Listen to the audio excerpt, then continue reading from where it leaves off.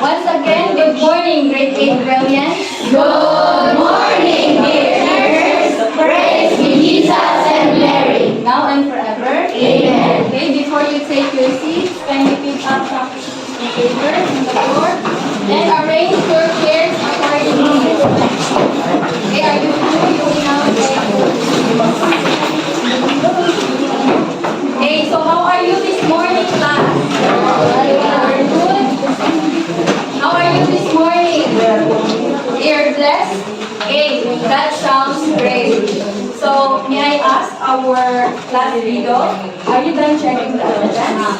Okay, so how many are absent today? There are 5 absents, ma'am. Mike Jan, Noon, Albert Rosette, Gilbert Lansal, Christopher Delanor, and John David Tonazo. Okay, did they send an excuse letter? None, ma'am. None?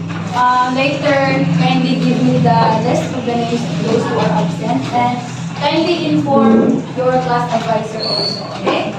Okay, so anyway, class, give yourselves a 5 clap for being present today. Okay, so class, let me remind you also our class rules. Okay, so our class rules, we have everybody read. Listen attentively. Okay, so first, when the class is going on, you start listening and listen attentively. Next, we have everybody read. Raise your hand before you speak. Okay, so you raise your right hand before you answer or ask question.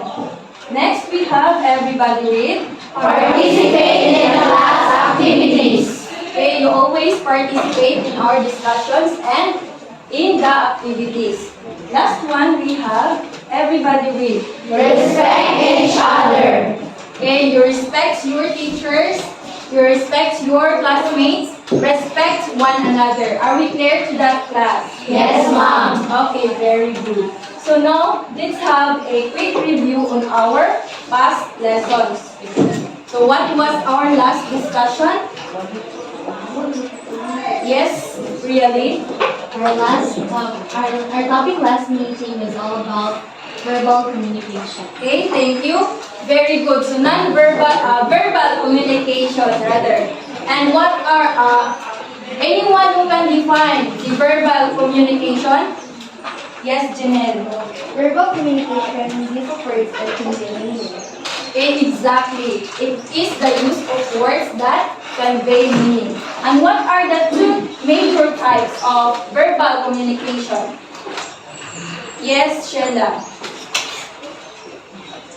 2 major types of verbal communication. First, oral communication.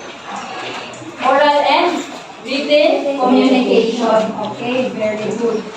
So, class, let's have first a pronunciation drill. Okay? Before we proceed to the most part of our topic, let's have first a pronunciation drill. So, this is the best way to enhance your pronunciation or to exercise your tongue, which is the tongue twister. Okay, so first class, you read this tongue twister normal. Like for example, how much wood would a woodchuck chuck if a woodchuck would chuck wood? Okay, that is normal. Next, you read the tongue twister faster. Example, how much wood would a woodchuck chuck if a woodchuck would chuck wood? Okay, next, fastest example, how much wood would a woodchuck chuck if a woodchuck would chuck wood? Okay? Okay, ready? Yes. Go, normal. How much wood would a woodchuck chuck if a woodchuck would chuck wood? Faster. How much wood would a woodchuck chuck if a woodchuck would chuck wood? Fastest. How much wood would a woodchuck chuck if a woodchuck would chuck wood? Okay, very good. So now class, I will let you watch this movie. Okay, video presentation, a short clip of video presentation about a bartender and a customer. So again, what is it about? About a bartender and a customer. So you are going to analyze and observe the actions and emotions and how do they communicate or talk with each other. Are we clear? Yes, ma'am. Okay. Good morning, sir. I'm gonna get started for you. Alright. 3 distinct processes we prepare for a picture of people. Mocha. 3 mocha lattes. Double chocolate chip muffin.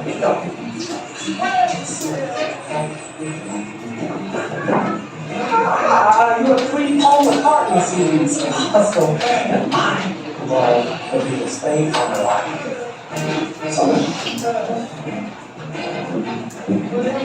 Assassination. Hey, where are you looking? Color. Shoot. 3 shots. Okay, so what have you observed in that video? Yes, Janine? The customer use sign language. Yes, the customer use sign language. And how do they communicate, or how do the bartender understand the customer? How do the bartender understand of what the customer, that what is he trying to buy or trying to say? Huh? Yes, Lelo? By body gestures and facial expression. Yes, exactly. So the customer uses a hand gestures, the body language, and also the facial expressions, right? Okay, so in that video presentation class, what do you think will be our topic for today? Any other hand? Okay, what do you think will be our topic for today? Yes, Jamaica. Non-verbal. Yes, very good. It's a non-verbal communication. So we are going to tackle a non-verbal communication. But before that, let's read our learning objectives. Okay, at the end of the lesson, you are expected to, everybody read first. Define nonverbal communication. Okay, next. Display interest through active participation in the class and group activity. Okay, and lastly. Perform the activities that illustrate the strategies of nonverbal communication. Okay, very good. So class, we communicate with our words but also with our actions, right? Yes, ma'am. Okay, so that we have what we have called a non-verbal communication. So what is non-verbal communication? How do we define non-verbal communication? Okay, so kindly read the definition. The process. Raise your hand. Yes, Galvan. The process of sending and receiving messages without using words, either spoken or written. Okay, so it is the process of sending and receiving messages without using words.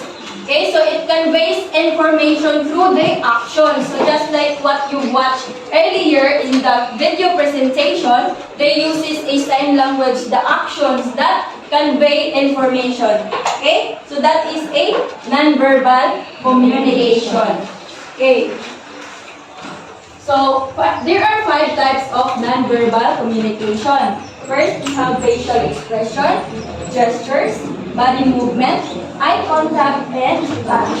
Okay, so before we define a facial expression class, kindly guess the facial expression that is shown in these following pictures. Okay, are you ready? Yes, ma'am. Happy. Yes, happy. Okay, how about that one? Surprise. Shock or surprise. Okay. How about that one? Okay. She is angry. That one. Crying? Sad. Okay. Is that how your face looks like when you are sad? Okay. So what is a facial expression? Kindly read. Yes, Kambalikan.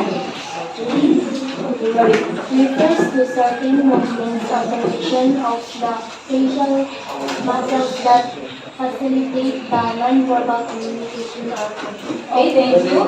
So it refers to a certain movements or conditions of the facial muscles.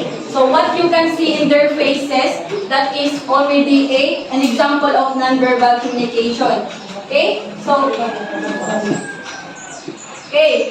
whether it is they are surprised, they are happy, they are angry or sad. Okay, so example class, when you see a faces which is smiling or laughing or grinning, so what does it mean? Happy. They are happy. So when you see a faces that is frowning, what is frowning? Magmukot. Very good. So kung magmukot, makita mong tao na nagmukot. Sad or angry. Okay. So that is the first types of nonverbal communication. Next, we have gestures. Can you read? Yes, Julian. Gestures. This is movement of the hand, arms, or other body parts that is intended to indicate or emphasize something. Okay, so it is the movement of the hand, arms, or other body part that is intended to indicate or emphasize something. So, gestures class includes pointing. So, when you are pointing about something that is already or that is emphasized about something or information. Another, we have waving. So, when you wave your hand, saying hi to your friends or saying goodbye, so that is already an example of a nonverbal communication, which is gestures. And can you look at this example?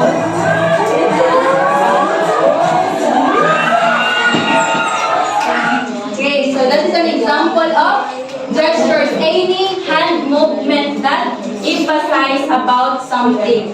Okay? Are we clear? Yes, ma'am. Okay. Next, we have body part. Can you read?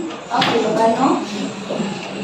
It relies on body movement to convey message. Okay, thank you so much. So it relies on the body movements to convey message. So how the people they sit, the way people sit, walk, stand, or hold their head can or convey message or information.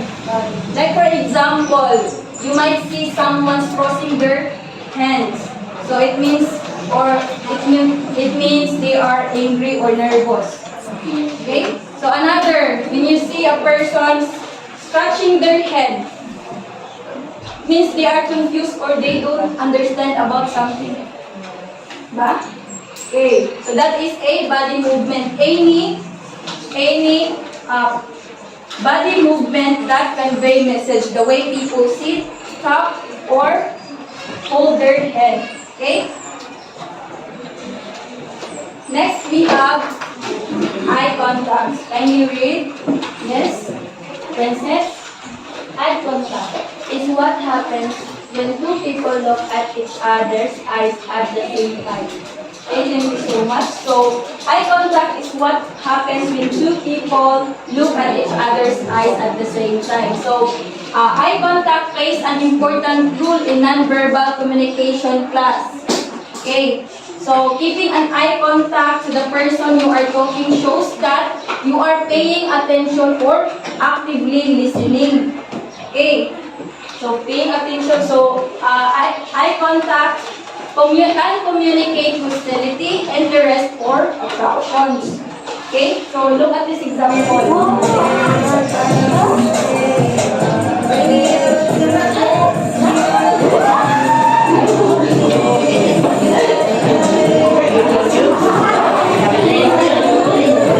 Okay, eye contact, but it includes interest or attraction. So it means they are interested to each other. So that is an eye contact. Lastly, we have touch. Okay. Yes, Jamaica, can you read?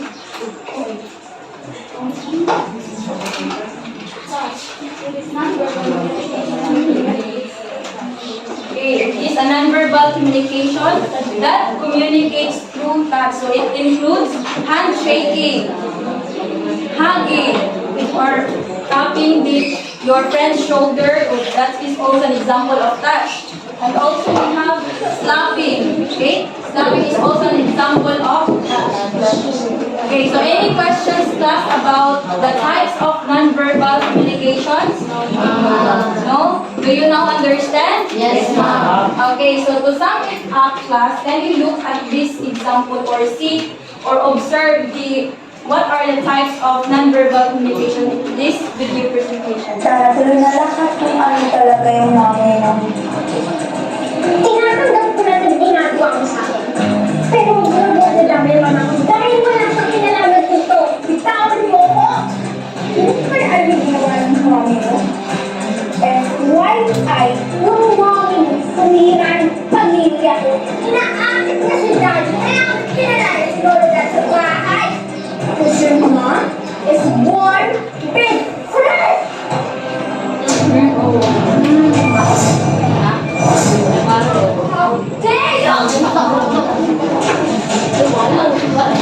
Okay, so what types of non-verbal communication that you see in that?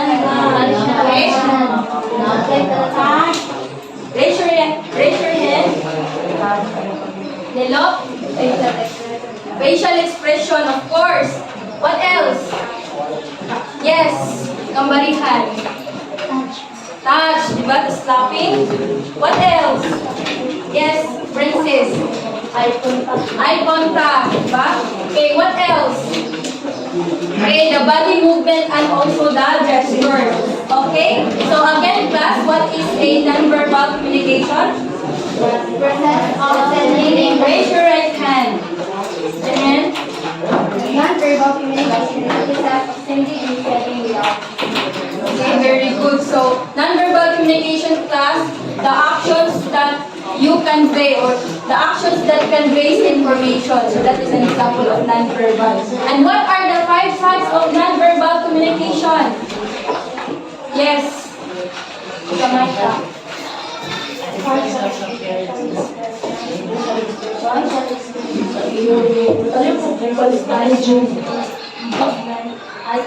Okay, very good. So those are the 5 types of non-verbal communication. So any questions, class? Clarifications? None? Okay. So now, class, you will be split into, okay, how many are you here? 13. Okay, so you'll be split into 3 groups, 10 members, okay? So you are going to, we will have a game activity that is called an action relay.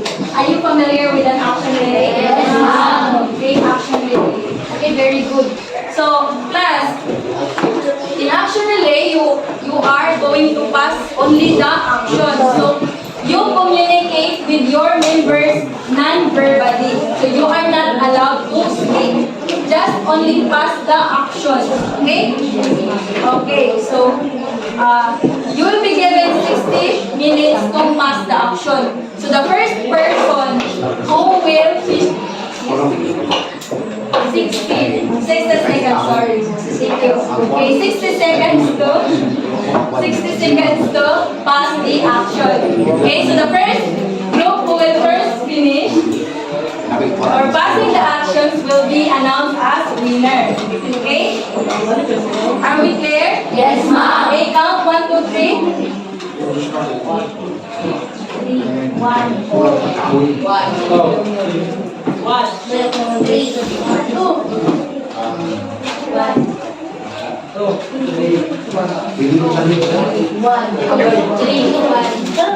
Go, Christian.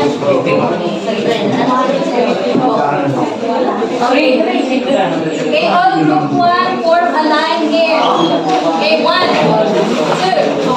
Okay, observe silence. 3, 4, 5, 6, 7, 8, 9, 10. Okay. So, pwede mo mag-move. Move. Okay, all group 2. Okay, all group 2 form a line here. Okay, 1, 2, 3, 4, 5, 6, 7, 9, 10. Okay, move here. Pwede na mag-move dali lapit. Ikot sa dali lapit. Okay, all group 3. Come here. 1, 2, 3. Observe, silent. 4, 5, 6, 7, 8, 9, 10. Okay, are you ready? Okay, reminders class, you are not allowed to turn your back. So, dili mo pwede maglingi sa inyong likod. So, ayaw mo maglingi if mapasa na sa inyo ang, or waiton mo sa inyong members na ipasa sa ang action sa inyo. Is that clear? Yes, ma'am. Okay, so, face at the back. Okay, so you are going to pass the actions with your members. Okay, so the first person or first member here, I will deliver the actions to them. And they are going to pass the actions to the next member and so on. Until the last person, who is the last person in your group? Can you raise your hand? Last person, okay. So the last person will deliver the action to me. Okay? So repeat the action to me. So the first one will be announced as winners and deliver the actions correctly. Okay? Is that clear? Yes, ma'am. Are you ready? Yes, ma'am. Okay. First.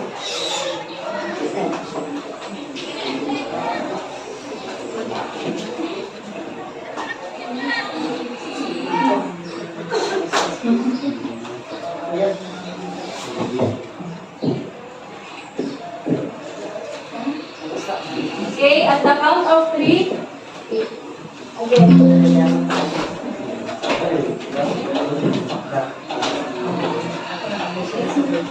At the count of 3, ready? Okay. Ready? 1, 2, 3, go!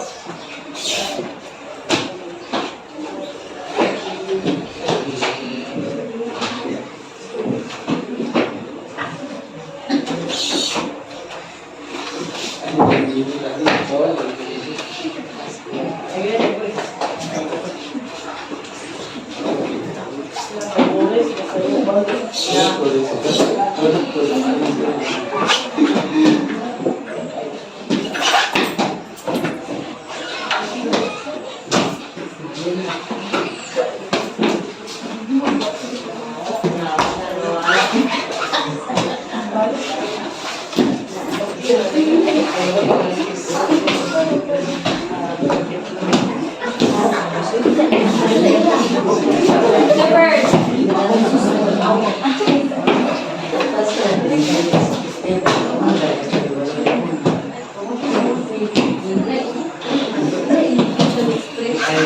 Okay, so the group 1 already passed the actions. Okay, go back to your seats. Come here. Okay, go back to your seats. Go back to your seats. Okay.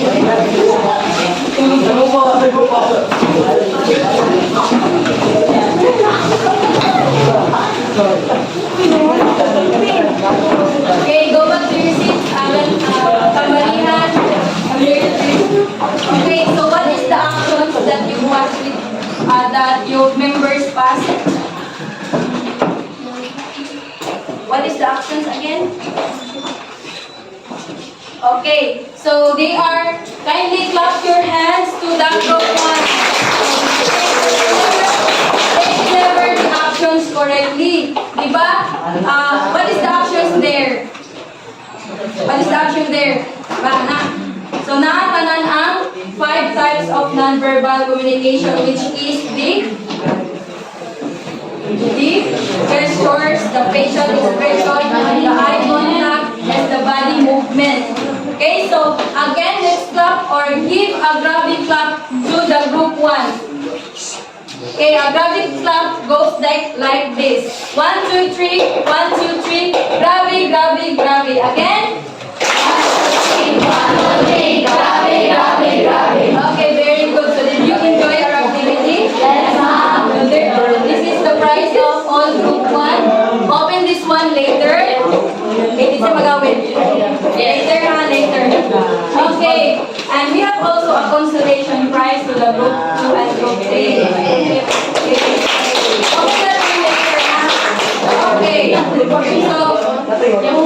Okay, settle that. Okay, class. So in that action, what do you think? Okay, what do you think is the message conveyed in that actions that you delivered with your members, class? Can you raise your hand? Especially the group 1.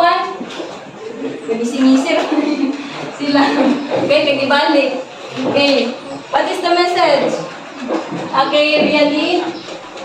Ang message of the mom is the mother is angry because she don't want to wala niya sa yung anak mo sa mga nila.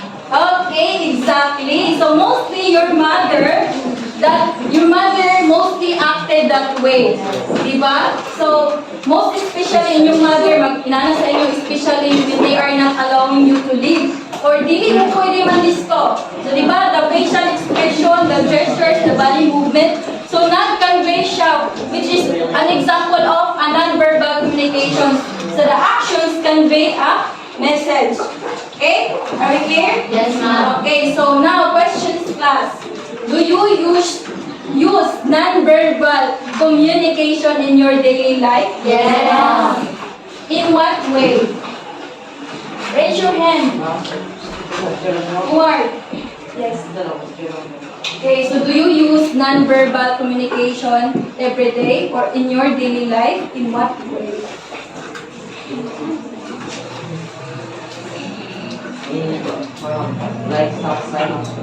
Yes. Okay. Yes, that is also a non-verbal communication. Di ba? Kung mag-ingon mo sa inyong classmate, stop, ayaw sa di, di ba? What else? When you are waving, yes, waving your hands, waving. Okay, when you are greeting with your classmates, you can use it every day. What else? The most type of non-verbal communication. Touch.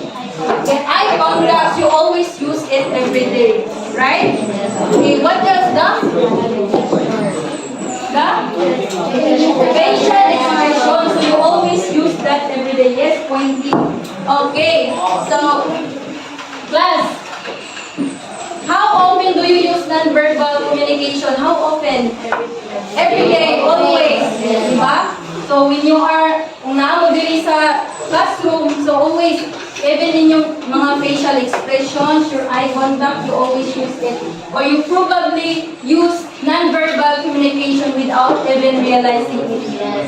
Right? Yes, So are these non-verbal communication strategies are effective in communication? Yes, ma'am. Yes. Okay, very good. So now class, any questions? No. Clarification? No. Okay, very good. So now class, get 1/4 sheet of paper.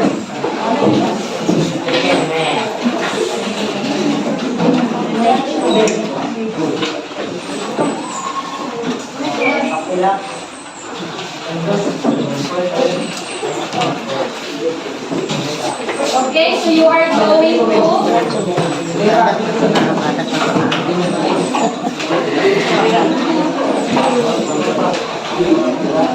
what you are going to do is to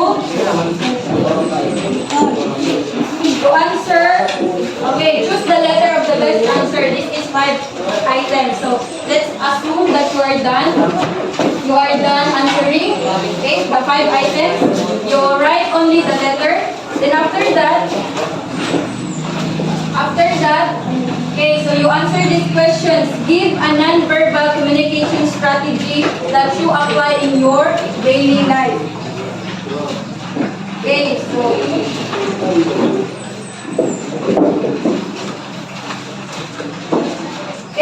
so give a non-verbal communication strategy that you apply in your daily life. So write as many as you want.